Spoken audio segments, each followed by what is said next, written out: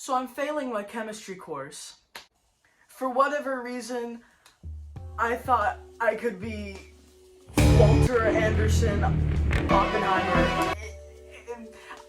No, I don't even know what long division is, so that's kind of put myself in this position here. Literally last lab I had, I looked at my professor.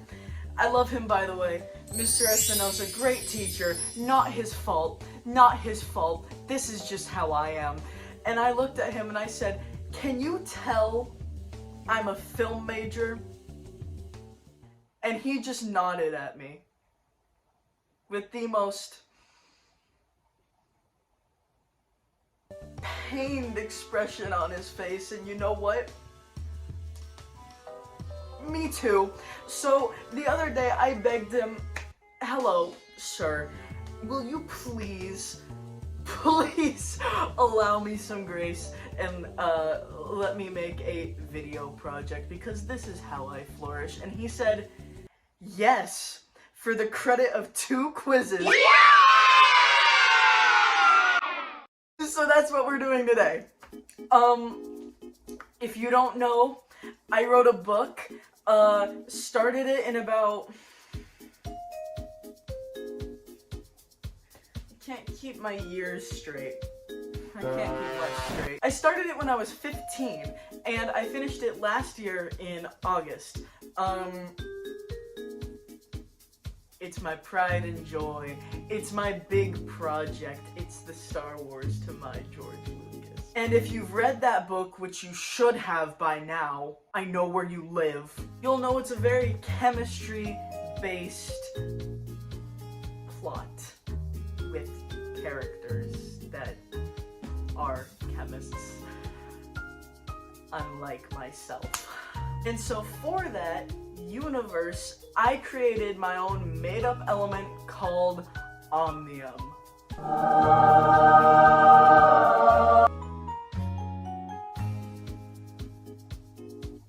Yeah, that's great. Omnium, it's highly radioactive, it powers the world, it's found in the core of the earth, and let me tell you, that is one dense ass motherfucker. So today's project is going to be exploring if it was real, because I did put a lot of thought into that, and then I forgot it all, because I didn't write it down.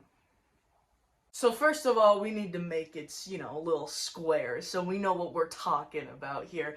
So the chemical symbol is OM, and it is number 257, meaning it has 257, and consequently 257 electrons. And since we've already stated this is a damp, it has an atomic weight of 478. The isotope of Omnium used as fuel in OmniCore is OM999. Very prophetical, very apocryphal, very... wanted it to sound cool. And then said element decays into the stable Librium, which isn't used for anything, it's just red. So now, all you diehard fans can get this as a tattoo. If you do this, by the way, you'll get a signed copy. No questions asked. With a bunch of stickers inside, and probably some other merch. So how is Omnium brought from the core up to Earth's surface to become a source of power? So, what it is it's a bunch of low pressure tubes that are sucking it up like a big old straw. The reason it's low pressure is because when you have a lower pressure, that reduces the boiling point, which means that you don't need as much heat as you do have in Earth's core on the surface to keep it a liquid, so it's constantly flowing. Genius, right? So, as a liquid, let's say its half-life is, a billion years. And yes, I know, the higher up on the periodic table, the lower the half-life, but that's where this beautiful little thing comes in called the Island of Stability. It's a paradise. It's got pina coladas that if you drink it, you get incurable cancer. Probably melt your inside before that can happen. Now, my proposed theory for this is, however, what if instead of just an exponentially high line, it's a bell curve? So for example, on this bell curve, at the top of it here, you have all these theorized elements that actually have really good, long half-lives. And then on these other sections here, you have your cringe beta elements that just don't last very long.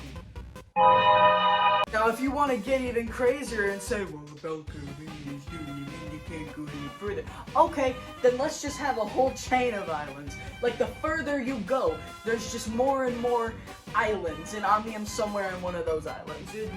We have multiple possibilities here. You know what you call that? You know what you call that? What do you call that? It's called resonance. For molecular structures, not this, but I was paying attention. I know it means you have multiple ways of arranging a molecular.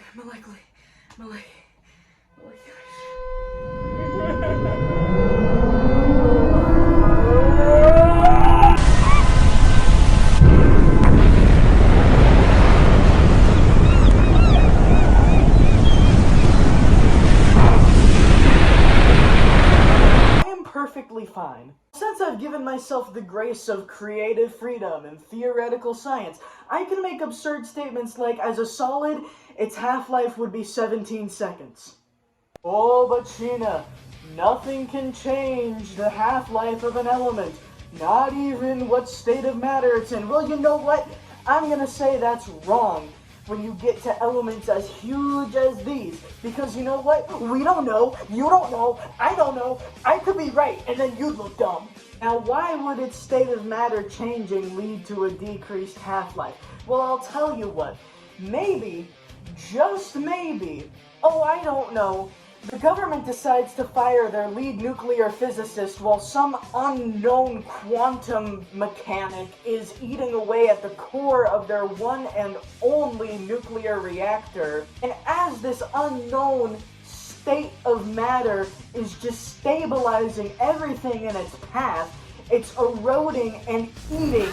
It's literally consuming the core until it gets down to the coolant level, which then fails, which means that said pipes we were talking about earlier just crack and explode, and in an instant, you have all this liquid that was preserved as a liquid based on that pressure, now at standard atmospheric pressure, which condenses it down into a solid faster than the speed of sound, and when all those particles hit each other to condense, the neutrons fall off and they go cool.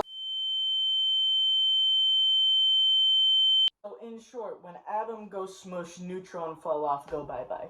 Well, ladies and gentlemen, that's about it. Please give me a passing grade. Please, the lowest if you can. Just please, please, please.